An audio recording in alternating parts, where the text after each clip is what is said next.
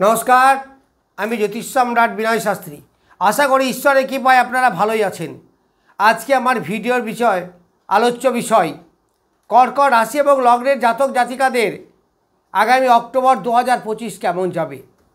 এই अक्टोबर 2025 1 तारिखेर ग्रह सन्निवेश होच्छे लग्ने केउ नेই, द्वितीय शुक्र एवं केतु, तृतीय बलवान बुधादित्य योग अर्थात रवि एवं बुधेर योग, चतुर्थे मंगल, पंचम षष्ठ सप्तमे केउ नेই, अष्टमे राहु, नवमे बक्री शनिदेव एवं द्वादशे देवगुरु बृहस्पति। ताहले এই ग्रह सन्निवेश अनुसारे आपनादेर अक्टोबर मास केमन जाबे प्रथमेই देखते हबे। आमी आगेও বলেছি बारबार বলি যে कर्कट राशि सिंह राशि এদের मेन ग्रह বা রাজ্যকারী গ্রহ হচ্ছে মঙ্গল, অর্থাৎ মঙ্গল কতটা বলবান। এই মঙ্গল যদি বলবান না হয় তাহলে ছকটা নিয়ে চিন্তা করতে হবে, কিন্তু এই মঙ্গল যদি বলবান হয় এবং একটা ভালো জায়গায় বসে তাহলে জীবনকে ডেভেলপ করে দেবে একাই। তাহলে এই পঞ্চমপতি এবং দশমপতি মানে রাজ্যকারী গ্রহ এই মঙ্গল এখন আছে চতুর্থে, যেটা আগামী 18 অক্টোবর 17 অক্টোবর বৃশ্চিকে যাবে। তাহলে দুদিকেই ভালো। এই 17 অক্টোবরের আগে পর্যন্ত চতুর্থে, তাহলে পঞ্চমপতি রাজ্যকারী গ্রহ যদি চতুর্থ থেকে গৃহ সংসার শান্তি, মনের শান্তি, চতুর্থ থেকে দশমে দৃষ্টি দিচ্ছে কর্মের শান্তি, কর্মে ডেভেলপমেন্ট, নতুন চাকরি পাওয়া, ব্যবসায় উন্নতি হওয়া, জীবনের বিস্তার লাভ করা, ডেভেলপমেন্ট করা, এগুলো সব হবে। কর্মের মাধ্যমে আয় উপার্জন, সুখ শান্তি, মনের শান্তি, এগুলো সব পাবেন, অবশ্যই পাবেন। এইবার 17 অক্টোবরের পরে বৃশ্চিকে যাবে, তো তখন তো আরও ভালো,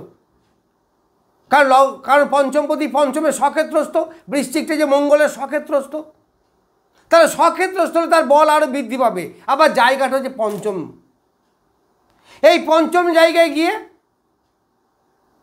সন্তানের উন্নতি হবে, মনের বিকাশ ঘটবে, স্টুডেন্টদের ধীশক্তি বৃদ্ধি পাবে, মনের ডেভেলপমেন্ট হবে, মনের শান্তি, শরীরের ইমিউনিটি পাওয়ার বৃদ্ধি পাবে, শরীর স্বাস্থ্য দক্ষ হবে, আরও বলবান হবে, বলিষ্ঠ হবে, রোগ থেকে মুক্ত হবে, ঋণ দেনা এগুলো থাকলে সেখানে পরিত্রাণ পাবেন, অর্থাৎ মিটে যাবে, শত্রুর কবল থেকে অনেকটা রেহাই পাবেন, মামলা মকদ্দমা কোর্ট কাছারি এইগুলো যদি থাকে সেখান থেকে আপনারা অনেকটা জয়লাভ করতে পারবেন। এই পঞ্চম বেশ ভাইটাল জায়গা। চাকরিতে যারা আছেন তারা ডেভেলপ হবে, উন্নতিমূলক পরিবর্তন হবে। পরিবর্তন তো হবে, পরিবর্তনটা কি উন্নতি না অবনতি? উন্নতি হবে, ব্যবসায় উন্নতি হবে, কর্মে শান্তি আসবে, সন্তানের শরীর স্বাস্থ্য ভালো থাকবে, আপনার নিজের মন মানসিকতা ভালো থাকবে, যারা স্টুডেন্ট তাদের পড়াশুনো ভালো হবে। এই পঞ্চম ঘর থেকে জীবনের বিকাশ হবে, অর্থাৎ ডেভেলপমেন্ট হবে। এই মঙ্গল দশমপতিও বটে, তাহলে কর্মের উন্নতি হবে। দশম থেকে আমরা কর্মের বিচার করি, দশম থেকে আমাদের সামগ্রিক জীবনের ডেভেলপমেন্ট বিচার করি।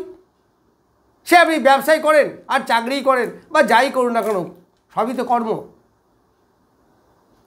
তাহলে এই মঙ্গল 17 অক্টোবর আগেও ভালো ফল দেবে, তবে 17 অক্টোবরের পরে আরও ভালো ফল। ওই যে বলেছিলাম না, বৃশ্চিক রাশি, কর্কট রাশি, যাদের ডেভেলপমেন্ট একটু দেরিতে।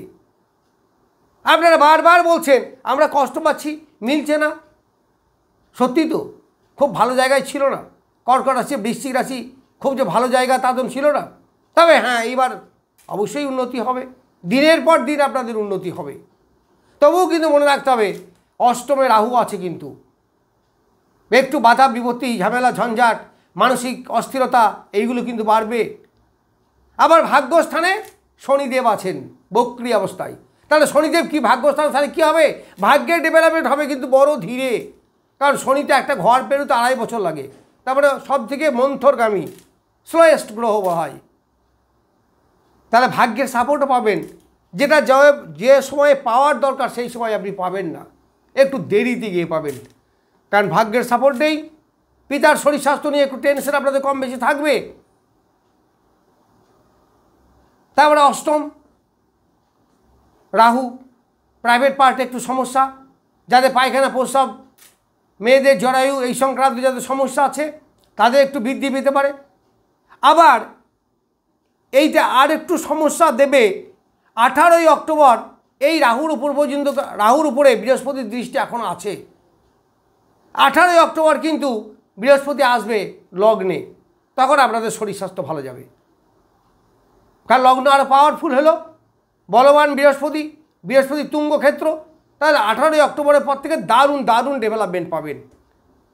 কেন পাবেন? মেন কথা যে মেন গ্রহ যেটা বললাম, মঙ্গল সে স্বক্ষেত্রে যাবে, আবার ভাগ্যবতী বৃহস্পতি সে তুঙ্গ ক্ষেত্রে আসবে, আবার লগ্নে, মানে বুঝতে পারছেন শরীর স্বাস্থ্য মন মানসিকতা ডেভেলপমেন্ট করবে। এই দুটো গ্রহতেই আপনার প্রচুর ডেভেলপমেন্ট এনে দেবে। তবে আবার একটা কি নেগেটিভ হচ্ছে, কারণ অষ্টমে রাহুর উপরে যে বৃহস্পতির দৃষ্টি ছিল সেটা আর থাকবে না, ফলে বাধা বিপত্তি জায়গাটা একটু কিন্তু থেকেই যাবে। এই জায়গাটা কিন্তু একটু মেনে আমাদেরকে নিতেই হবে। গাড়ি ঘোড়া চালাবেন অবশ্যই একটু সতর্কতা অবলম্বন করে, কারণ সেখানে ডিস্টারবেন্স আপনাদের আসতে পারে। এইবার একাদশপতি শুক্র এবং চতুর্থপতি একাদশপতি শুক্র, এই শুক্র দ্বিতীয় স্থানে আছে।